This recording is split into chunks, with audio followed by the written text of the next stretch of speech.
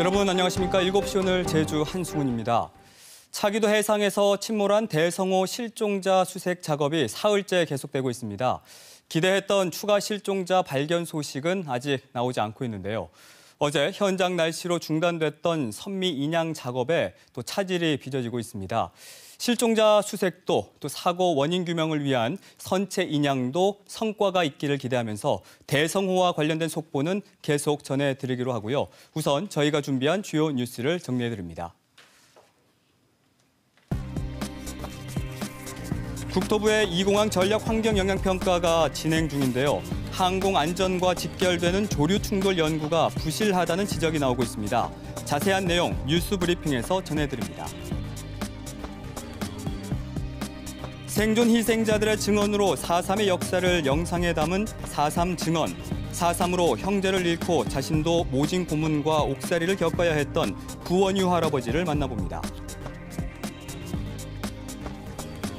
제주도의회 이공항 갈등 해소 특위 구성이 정당성과 수용성에 심각한 우려가 있다는 비판이 제기됐습니다.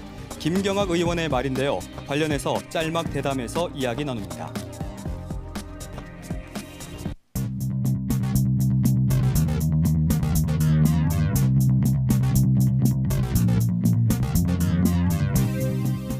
오늘 하루 뉴스를 정리해드리는 뉴스브리핑 손보련입니다.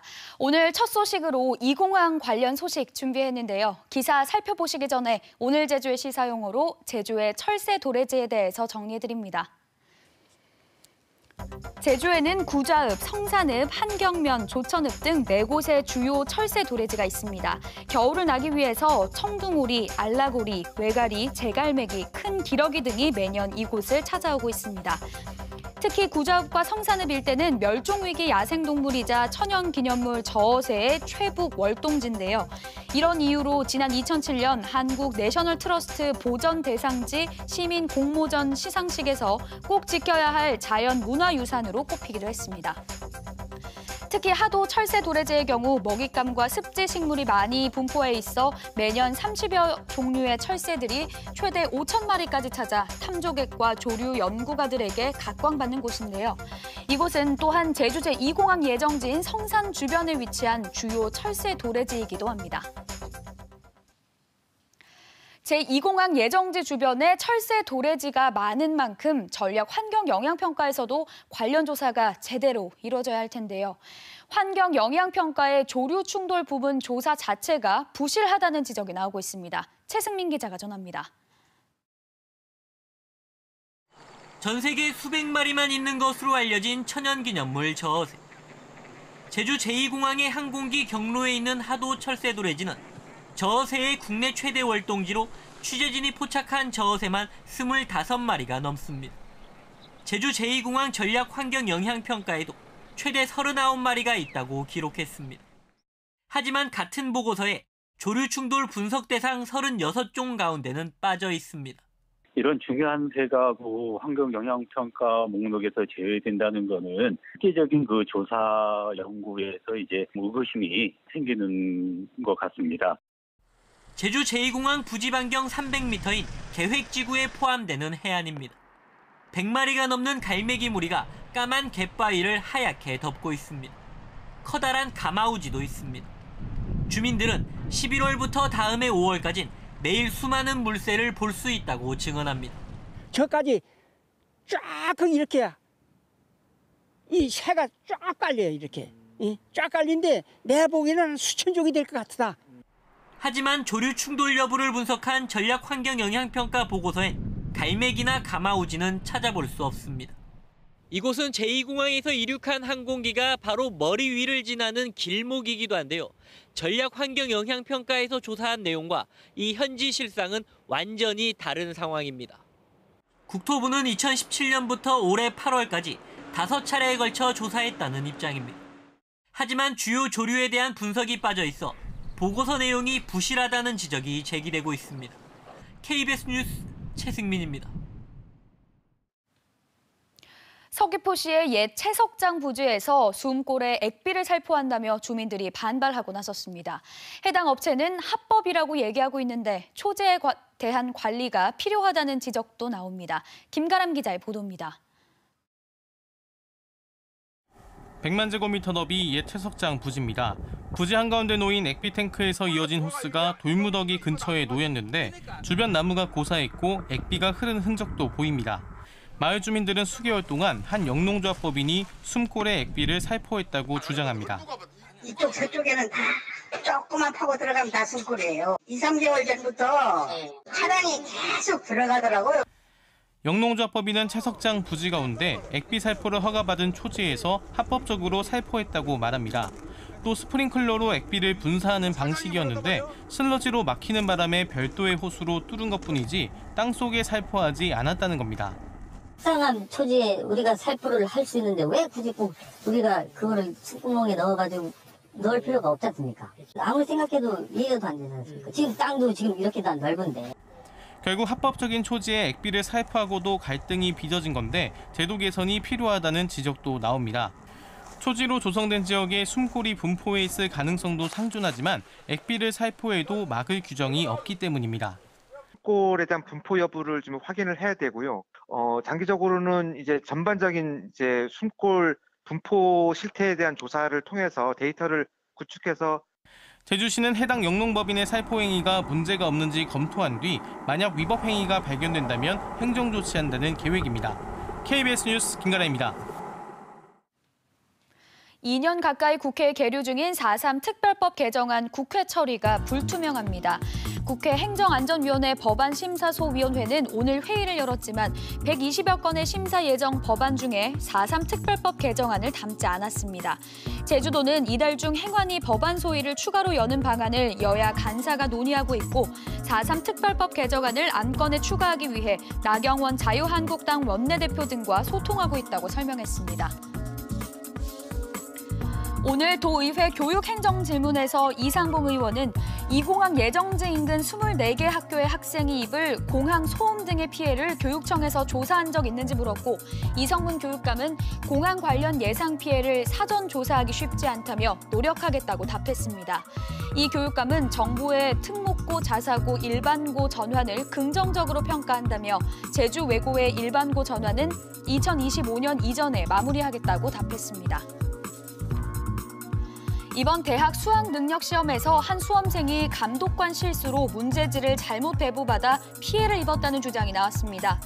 제주도 교육청은 수능 2교시 수학 과목 시간에 한 학생이 찢어진 시험지를 바꾸는 과정에서 짝수형 시험지로 잘못 배부받았고 시험지를 다시 교체하기까지 상당한 시간이 걸렸다는 민원을 접수해 사실관계를 확인하고 있다고 밝혔습니다. 교육청은 잘못 배부된 문제지를 교체하기 위해 걸린 시간과 대처에 대해 학생 측과 해당 감독관의 주장이 상반돼 대질 면담을 추진하고 있다고 설명했습니다.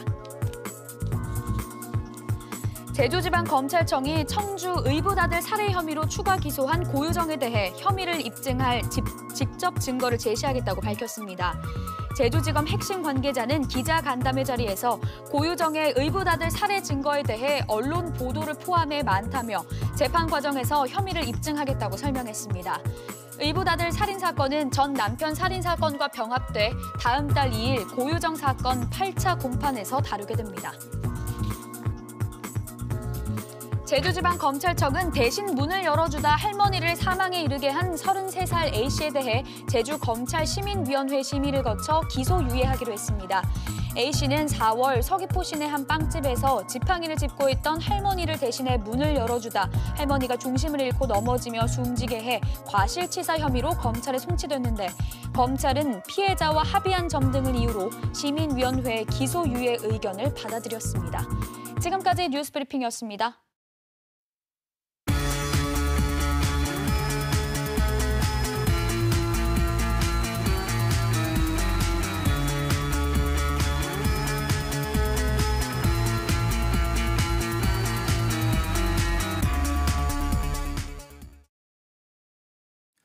제주도의회 제2공항 갈등 해소 특위 구성을 둘러싼 여진이 계속되고 있습니다.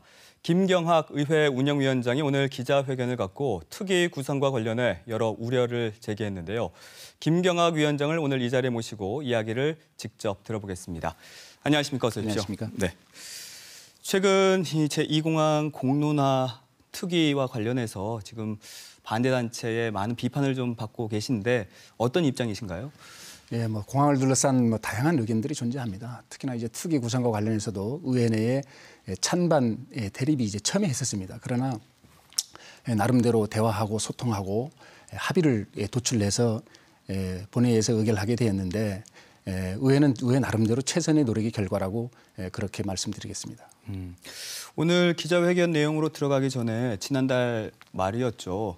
의회 운영위에서 제2공항 이 공론화 특위 결의안을 심사 보류를 하면서 논란이 있었는데 김태석 의장은 당초에 심사 기한을 정해서 안건을 이제 운영위에 회부했다가 김경학 위원장의 요청으로 기한을 철회를 하고 근데 가부 결정이 아니라 심사 보류했다 이렇게 밝히셨거든요. 어떤 입장이십니까? 우선 그 당시 심사 기한을 정한다는 것 자체를 받아들일 수가 없었습니다. 이건 상임의 심사 권한을 상당히 이제 저해하는 거거든요. 제주도의회 역사상 심사 기한을 정했던 예가 2009년에 강정 해군기지 관련 환경영향평가 협의 동의안인가 아마 이거였을 겁니다. 그게 사실은 그거 말고 절대보전적 변경 동의안과 같이 이제 안건이 제출이 됐었는데 아까 전자의 건은 이제 심사 기한을 정했고 또 후자의 건은 상임위에서 부결이 되는데 2009년 12월 17일 날 한나라당의 주도로 일방적으로 가결 처리했습니다. 그 당시 그것을 날치기라고 그랬거든요. 그 이후에는 심사 기한을 정한다거나 직권상정을 해본 예가 없었습니다. 그래서 제가 그러한 과정을 말씀드리면서 31일 날 심사를 하겠으니까 심사 기한 지정을 철회해달라고 요청을 했고 의장께서는 그것을 수용을 하셨는데 그 이후에 의장께서 하신 여러 가지 발언들을 보면 저는 31일 날 심사하겠다고 했는데 의장께서는 처리하겠다고 한 것으로 오해를 한 것으로 저는 그렇게 이해를 하고 있고 어쨌든 앞으로도 심사기한 지정이라든가 직권상정은 있어서는 안 된다는 말씀을 드립니다. 네.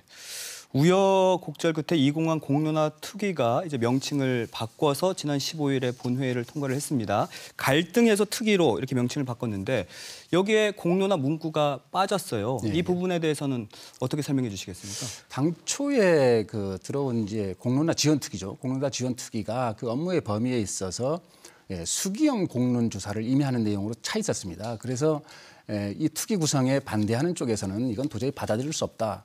사실 의회 내에 팽팽했습니다. 만약 이게 직권상정이 된다 하더라도 이제 가결 부결을 장담하기 어려운 상황이었습니다.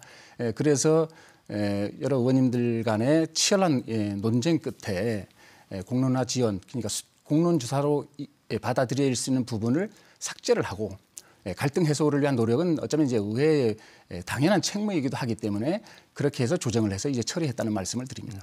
팽팽했다는 거는 찬반이 50대 50 정도였다고 말씀하시는 건가요? 예, 그렇습니다. 가결 부결을 장담하기 어려운 상황이어서 양쪽이 그러한 의견을 냈던 분들이 한 발씩 양보해서 의회가 할 수 있는 역할에 대한 현실적인 대안으로 그렇게 처리했다는 말씀을 드립니다. 그런데 결국에 위원장께서도 본회의 표결 과정에서 그 2공항 특위에 대해서는 찬성을 하셨어요. 예. 정확히 어떤 입장이십니까? 그렇습니다. 그러니까 이제 공론조사를 의미하는 공론화 지원 특위는 받아들일 수가 없지만 의회가 이제 지금 공항을 둘러싼 갈등 해결에 의회도 역할을 해야 된다는 것은 너무나 당연하기 때문에 원론적 입장에서 찬성을 했고 또 하나는 운영위원회에서 합의 처리됐기 때문에 당연히 제가 이제 운영위원장으로서 당연히 찬성하는 건 너무나 당연하다. 오늘 회견 내용으로 가보죠. 오늘 회견에서 특위와 관련한 책임 있는 위치에 있는 분들의 무책임한 행동 또 발언 등으로 특위의 자율성, 중립성, 정당성 등의 문제가 생겼다 이렇게 지적을 하셨어요. 네. 어떤 의미인가요? 그 특위 구성이 처리가 되고 특위가 회의도 한번 하기 이전에 책임 있는 분들이 아전 인수서식 해석과 특위의 활동 방향에 대해서 이제 언급을 했습니다. 대단히 이제 부적절하고요. 또 하나는 그 구성의 편파성입니다. 물론 이제 그 이경영 의원이나 안창남 의원도 지적을 했고 또 김장영 의원은 사퇴까지 이르게 됐지 않습니까?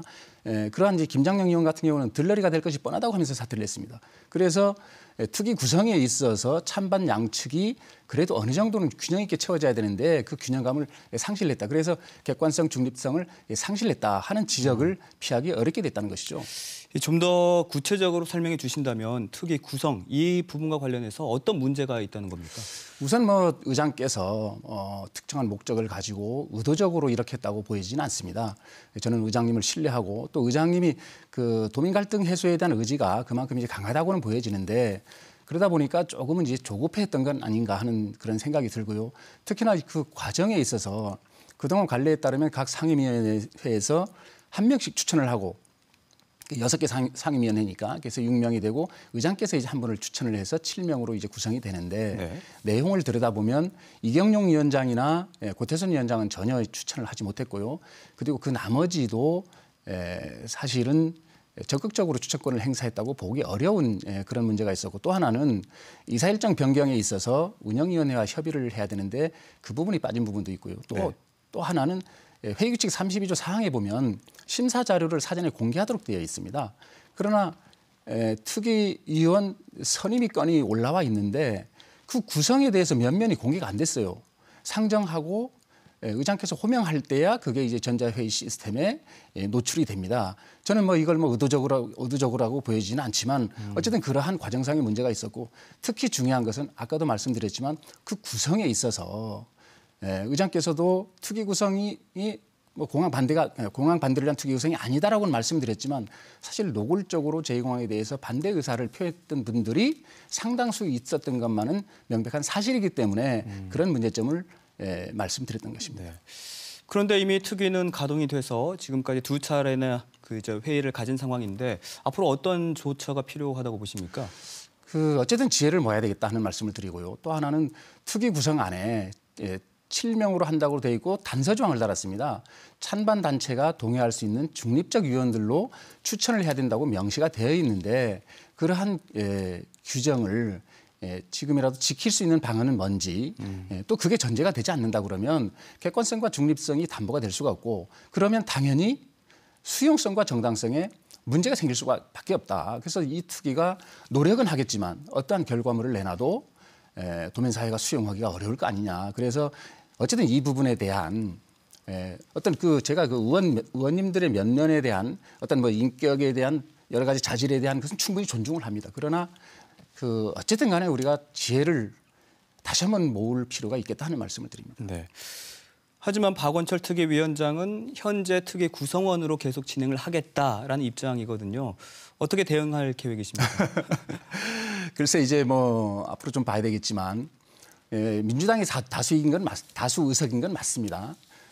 그러나 한 30% 정도가 이제 민주당 의회의 의원님들이고요. 또 공항 문제를 놓고 봤을 때는 찬반이 팽팽합니다.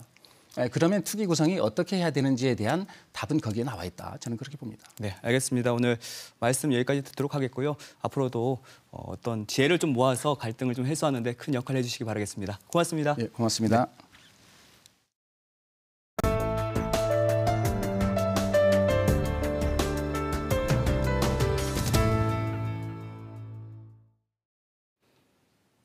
생존 희생자들의 증언으로 4.3의 역사를 영상에 담은 KBS의 연속기획 9번째 순서입니다.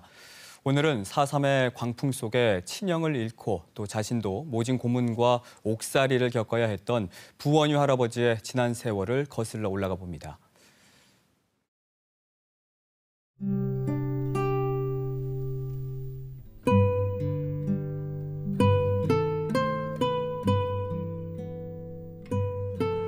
아버지는 이제 제가 3살 때 돌아가고 우리가 아들만 사형제입니다.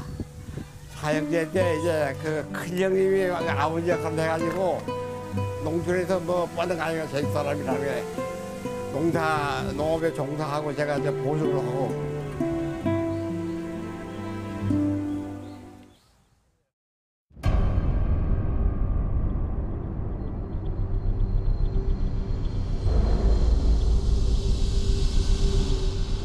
육교제 중학교인데 축사학당 5학년 때 제주도 사수학원 이제 나가지고 둘째 형님이 시내 살았는데 원주이라고 26살에 설에 살았는데 거기 집에 가서 누워있어서 아파서 이 어머니가 거기 있으니까 누워있을 때 가다가 그냥 어디 지금 공업단 입구에 무슨 말이야 기억이 지금 그 밭 때문에 5사람이 죽었어. 5사람이.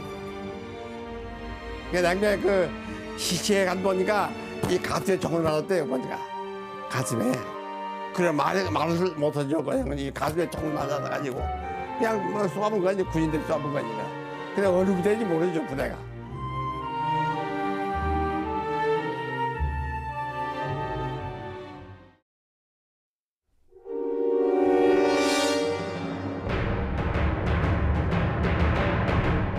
그래 12월 달에 또 태엽군이 또 이제 제가 집에 그 숙제를 돌았어요. 혼자 가서 있으니까 또 끌라고 해가지고 한 사람 할아버지가 그렇게 사정 그 지휘관한테 막 사정 해가지고 막 그냥 덕도 잡아주고 덕도 그냥 생닭 올려주고 뭐 차에다 해. 그래서 아이 우리 제발 살려라고 해가지고 응 귀한 손자라고 해가지고 막 그냥 애를 먹어내가지고 살려주세요. 여기다 플라스마 소에다 엄지손가락 깨가지고 막 이거 돌리고 몇 사람이 반 죽어요. 이거 돌리는 거예요.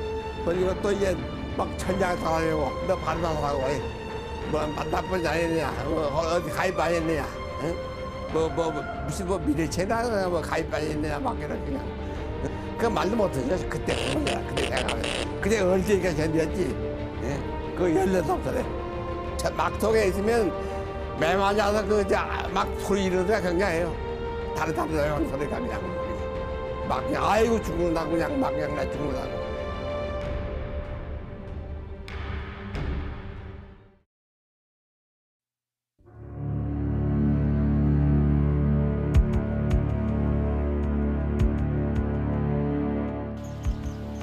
재판이라고 없습니다. 벌을 아직 안 끼고 재판이랑 벌써 이름만 불리고 여러분 내려지 해당된다. 그것뿐입니다. 이게. 5사람이 묶어가지고 이제 포동을 묶어가지고 그 항문선에다 목표로 어디 갔다 가는 못 왔어요. 같이 죽임을 전화했죠. 물안에 집어넣은 줄 알았는데 그냥 보니까 목포대 기차로 가서 인천에 가서 내리니까 그 여기 2사람이 때려가는데 제가 여기 있는 데가 2시간을 가는데 그냥 거기서 내려서 마당에 앉으라고 쭉 앉아가지고 행문동 마당에 앉아가지고 이름을 쫙 부르면서 누구를 매져 누구를 매져야 돼요.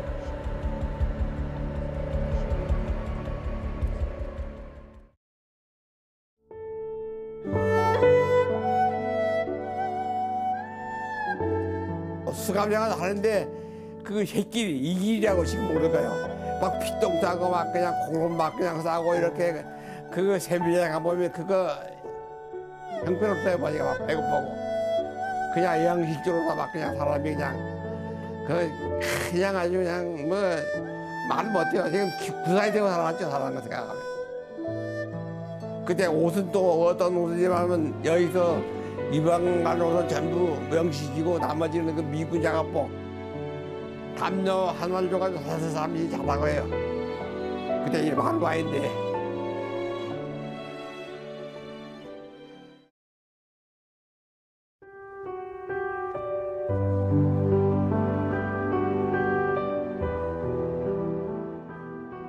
그 많이 집도했죠. 그러니까 2달 감매해가지고 10개월 살았죠. 2달 감매해가지고. 그러니까 10월 15일에 출소한 거죠. 어머니가 죽은 아들에 살았다. 근데 그때 엽서 한 장을 주대요. 엽서 한 장 씌워가지고 소식이나 전달하고 살아있다고. 근데 살아야 되는 그때 알았죠. 8월 달에 6월달에 8월 달에 말하자면 그 8월 한 하루 되니까 5분 정도 됐어요. 정말 내가 그런 사상이 완전하다. 그런 걸 하기 위해서 내가 간 거지, 직원에. 또 우리는 그 13년대 편입됐어요. 13년대 보병제 13년대 뭐 지리산, 덕유산 뭐 이렇게 전부 이제 그 무주 구천동과 전라도에 완전 그 뭐인가 거기다가 이제 그 공부소를 작전했죠. 중학교 이상 졸업자는 전부 장교로 이제 공부 강조하고 보병장에서 6개월 교육받은 육군 도입해가지고 전부 전방에 배치했어요. 그래서 우리가 전부 가고 싶었는데 저는 양심이 가착돼 있어가지고 전과가 있어보니까 이제 못 갔죠. 근데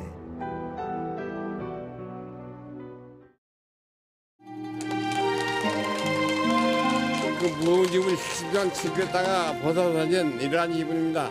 살살 때 날아가고 싶은 기분입니다. 오래 살고 뭐 일이라 이렇게 생각하죠.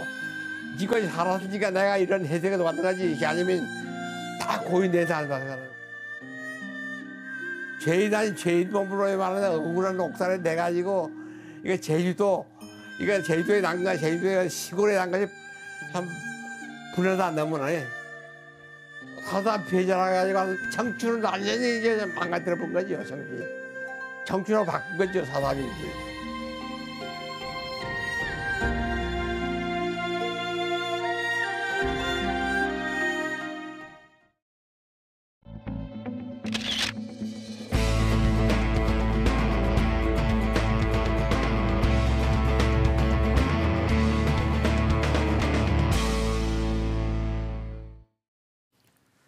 제주 차기도 인근 해상에서 불이 난 어선 대성호의 실종자 11명을 찾기 위한 수색 작업이 사흘째 계속되고 있습니다. 제주항에 나가 있는 취재 기자를 연결합니다. 박찬수 기자, 대성호의 선미 예인 작업 지금 어떻게 되고 있습니까? 어제 중단됐던 대성호 선미 인양 작업을 다시 시작했지만 조금 전 또다시 중단됐습니다. 79톤급 예인선과 크레인을 장착한 바지선 등 두 척이 오후 5시 반쯤 사고 해역에 도착했습니다. 선미 주변의 유실 방지를 위해 그물망을 설치하는 등 인양 사전 작업에 들어갔습니다. 하지만 해경은 사고 해역 기상이 나빠져 안전상 문제로 선체 예인을 중단했다고 밝혔습니다. 해경은 당초 인양이 성공되면 서귀포시 화순항 해경 전용 부두로 옮길 예정이었는데요. 예인이 중단되면서 차질을 빚게 됐습니다. 한편 기관실 등 주요 장비가 있어 사고 원인 파악에 중요한 선수 부분은 두 동강이나 침몰한 상태인데요. 오후 5시부터 해군 기뢰 제거함 두 척이 투입돼 수중 탐색을 벌이고 있습니다. 해경은 어제부터 오늘까지 사고 해역 인근에서 냉장고와 장화, 프레온 가스통 등 부유물 13점을 잇따라 발견했는데요. 대성호의 물건인지는 추후 선주 등을 상대로 확인할 예정입니다. 사고 발생 사흘째인 오늘 해경은 수색구역을 사고 해역 주변 80여 킬로미터로 확대해 수색을 이어가고 있지만 실종 선원 11명은 아직 발견되지 않았습니다. 지금까지 제주항에서 KBS 뉴스 박천수입니다. 7시 오늘 제주, 이번 주는 연속 대담을 통해서 도내 중증 응급의료 체계의 현실을 짚어보고 또 서비스의 질을 높이기 위한 방안을 함께 고민해보는 시간 갖고 있는데요. 오늘은 세 번째 시간으로 김상길 서귀포 의료원장과 이야기 나눕니다. 안녕하십니까? 안녕하십니까? 네. 자, 서귀포 의료원 하면 산남 지역의 유일한 종합병원이죠. 예, 맞습니다. 그래서 지역에서 서귀포 의료원이 갖는 의미가 또 있을 것 같습니다. 예, 그렇습니다. 우리 서귀포 의료원 입장에서 보면은 이 환자를 독점한다는 그런 좀 부정적인 그런 측면이 좀 있을 수가 있겠죠. 그러나 이 반대로 시민들의 입장에서 본다면은 종합병원에 대한 선택권이 없습니다. 예, 그래서 이거는 굉장히 큰 문제일 수가 있겠죠. 더 큰 문제는 지금 현재 서귀포 의료원의 규모가 280병상에 전문의가 40명이 채 되지가 않습니다. 그러니까 18만 5천 명 정도 되는 이 서귀포 시민들의 의료 욕구를 감당하기에는 서귀포 의료원이 너무 작다, 의사도 너무 적다. 이런 현실적인 문제가 있다고 볼 수 있습니다. 네. 지난주에 KBS 탐사팀에서 제주 지역 중환자실 실태를 연속으로 또 보도해 드렸는데 그 탐사팀이 서귀포 의료원을 가장 많이 찾아갔다고 하더라고요. 방송 어떻게 보셨습니까? 굉장히 준비도 많이 하시고 촬영도 굉장히 오래 한 방송으로 알고 있습니다. 가장 인상 깊었던 부분은 이 마지막에 어떤 정책적인 대안을 찾기 위해서 노력하는 부분이 굉장히 돋보였다고 생각합니다. 우리 입장에서 본다면은 이 평소에 우리는 의사나 병원의 입장에서 항상 이 병원을 쳐다보고 있습니다. 그런데 그게 아니고 환자나 보호자의 시각에서 의료원을 쳐다보는 그런 면이 굉장히 신선했습니다. 네. 우리 서귀포 의료원에 많이 오셨다는 것은 그만큼 우리 서귀포 의료원에 환자도 많지만은 문제도 많다는 그런 뜻이 있겠죠. 네. 그래서 앞으로 이 환자들을 위해서 좀 더 열심히 노력하도록 하겠습니다. 그럼 실제로 중환자실 운영 실태는 어떻습니까? 그 뭐 전문의가 없거나 혹은 병상이 부족해서 다른 병으로 가는 사례 좀 종종 발생하고 있는지요? 예, 맞습니다. 현재 서귀포 의료원은 16병상의 중환자실을 운영하고 있습니다. 저희들이 과거에는 이 중환자실 병상이 부족해서 제주시 병원으로 이송하는 사례가 많았는데 네. 중환자실 이용 기준을 까다롭게 운영을 한 뒤로는 병상에는 약간의 여유가 생겼습니다. 그런데 저희가 이 호흡기 내과 등 중환자를 진료할 만한 그런 전문의가 많이 부족합니다. 그런 문제 때문에 제주시 병원으로 이송되는 환자는 여전히 많고요. 제가 보기에 제일 큰 문제는 꼭 제주시 병원으로 전원을 해야 될 환자가 제주시 병원의 응급실이나 중환자실에 자리가 없어서 못 가는 그런 경우가 가장 큰 문제인 것으로 파악하고 있습니다. 자, 그런데 사실 그 서귀포 의료원에 대한 도민들의 인식 마냥 좋다고만 볼 수는 없을 것 같습니다. 지역에 병원을 놔두고 다른 지역 혹은 뭐 다른 병원으로 가는 사례가 종종 나타나고 있는데 가장 큰 원인 뭐라고 생각하십니까? 서귀포 의료원이 너무 작습니다. 그리고 의사도 부족하고요. 아까 말씀드렸듯이 서귀포 의료원은 280병상에 전문의가 40명이 채 되지가 않습니다. 우리나라의 지방의료원이 35개가 있습니다. 이 가운데서 2차 병원 기능을 제대로 하는 포괄 2차 병원은 4곳이 있습니다. 4곳. 서울의료원, 부산, 홍성, 그리고 서귀포의료원이 있습니다. 우리 서귀포의료원을 제외한 나머지 3병원은 500병상, 600병상이 큰 병원입니다. 그러나 우리는 이 중소종합병원입니다. 중소종합병원이 포괄 2차 병원 기능을 하니까 굉장히 작은 편이죠. 그래서 저희들이 과장이 40명이 채 안 된다고 말씀드렸는데 과장이 1명밖에 없는 과가 굉장히 많습니다. 이런 과는 갑자기 과장이 사직을 하거나 휴가를 가게 되면 바로 진료 공백이 발생합니다. 그리고 저희는 레지던트도 없습니다.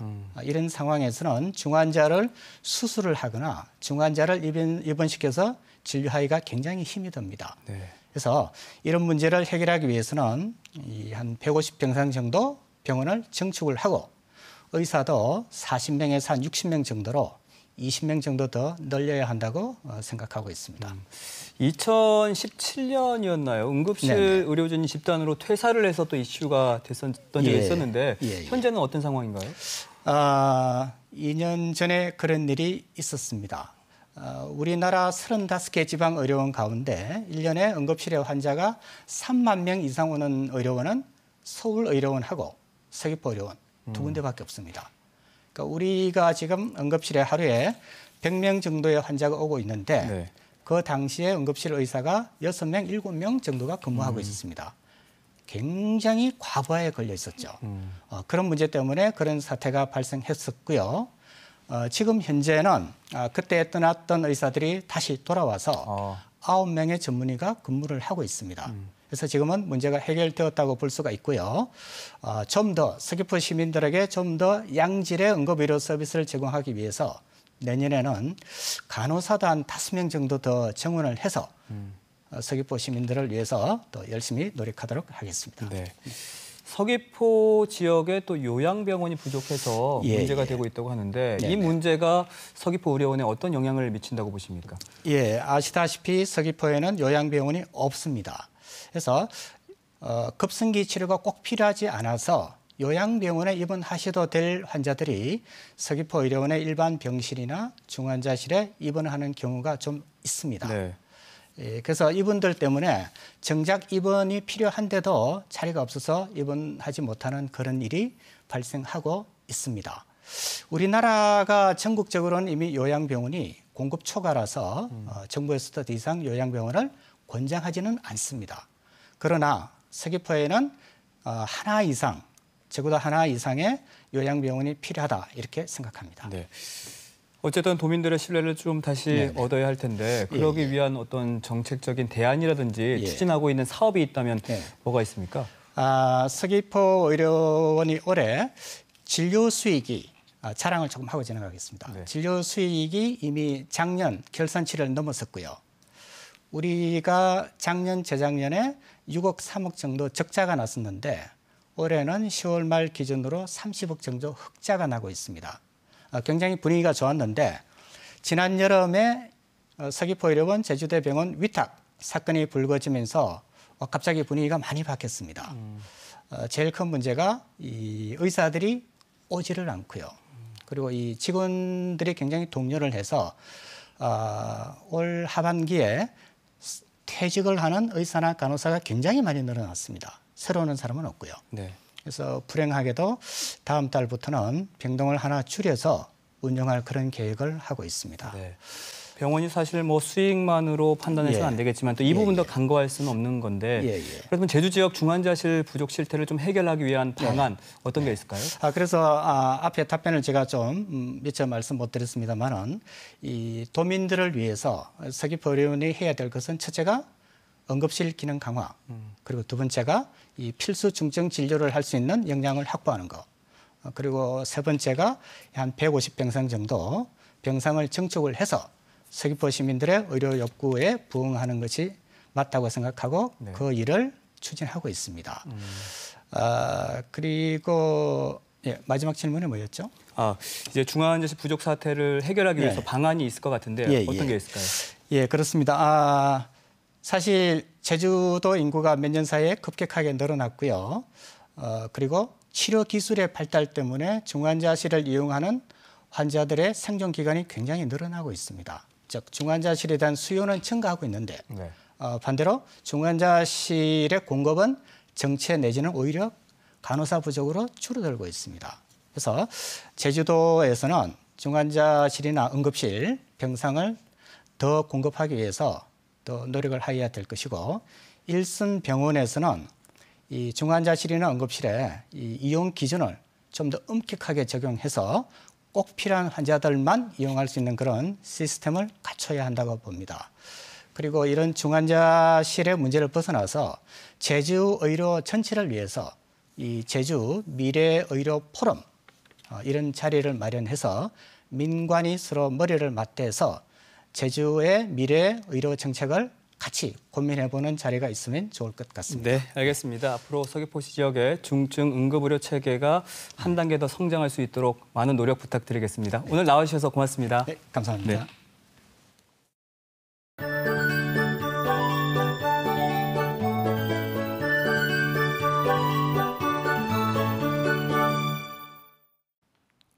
기온의 변화가 큰 요즘입니다. 오늘 오전까지 차가운 북서풍의 영향으로 이맘때 수준보다 추웠다면 낮부터는 따뜻한 바람이 유입되고 있어서 서서히 평년 기온을 되찾겠는데요.